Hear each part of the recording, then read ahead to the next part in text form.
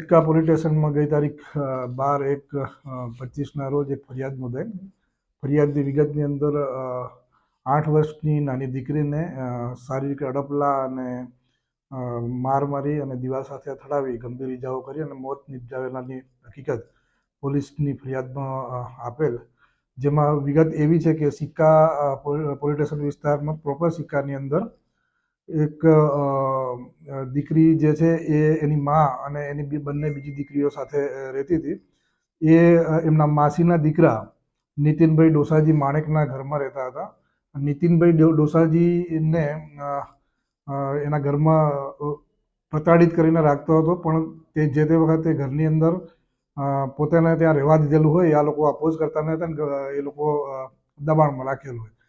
આ દીકરીને જે તે દિવસે કંઈક કપડામાં પેશાબ કર્યું એવી હકીકત હતી, જેના અનુસંધાને નીતિન આરોપી ગુસ્સે થઈ અને દીકરીને બે પગે પકડી અને દિવાલના ભાગે અથડાવેલ. અને દીકરીએ અગાઉ એની માને નાની નાની હકીકતો જણાવી, તેમાં એના ગુપ્ત ભાગે ફિંગરિંગ કરેલાની હકીકત પણ દીકરીએ એની માને જણાવેલ જે તે વખતે.